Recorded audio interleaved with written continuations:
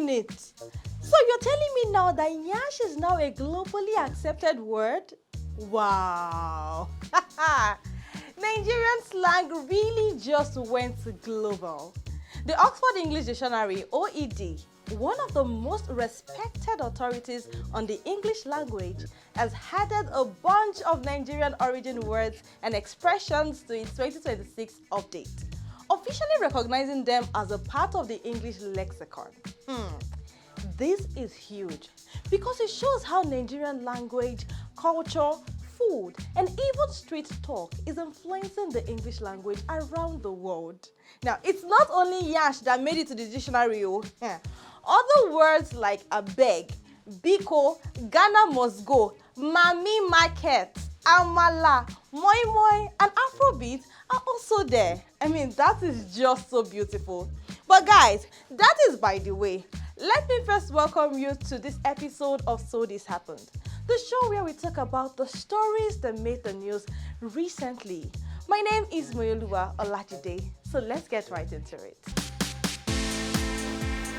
Last week, one of the stories that really shook a lot of people was the story of renowned writer and author Chimamanda Ngozi Adichie, who lost a 21-month-old son, Nkanu Nnamdi. And honestly, reading through everything that has come out so far, you can't help but feel like Nigeria failed her again. And according to reports, Chimamanda's son had been ill and was being prepared for a medical evacuation to the United States, where a specialist team was already on standby to receive him. But before that could even happen, he was taken to a hospital named Hurricane Multi-Specialist Hospital in Lagos for some diagnostic procedures. Things like MRI, an echocardiogram, and the insertion of a central line. Now, these were supposed to be preparatory steps, but somewhere along the line, everything went wrong. A lawyer says the child was sedated using propofol, and during movements between different areas of the hospital after the MRI, he suddenly developed severe complications. By the early hours of the next day, January 7th, the little boy was pronounced dead. Now, what makes this story even heavier is what followed.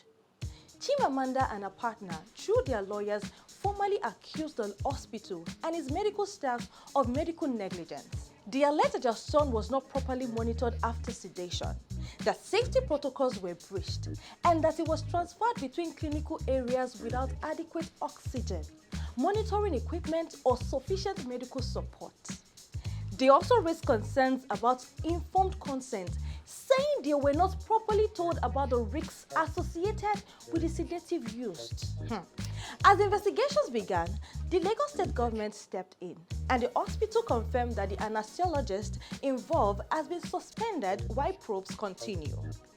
The state government says it's conducting a full investigation and that the hospital is cooperating. Urake Hospital, on its part, says it followed standard procedures and that the child was critically ill before arriving at their facility. But the family strongly disagrees with this. And honestly, guys, this is where the story becomes bigger than one family. Because this is Chimamanda Adichie we're talking about, a globally celebrated author, someone with access, someone with resources, someone who could afford private health care and international evacuation. And yet, this still happened, which leaves many Nigerians asking uncomfortable questions about our healthcare system. If this can happen to someone like her, what does it say about how the system treats everyone else? The rich, the poor, the connected, the ordinary. Hey, says a lot actually. But for now, investigations are ongoing. No final conclusions have been made yet, but the family is grieving. A life has been lost, and the nation once again forced to confront the cost of negligence. So yeah, this is what happened.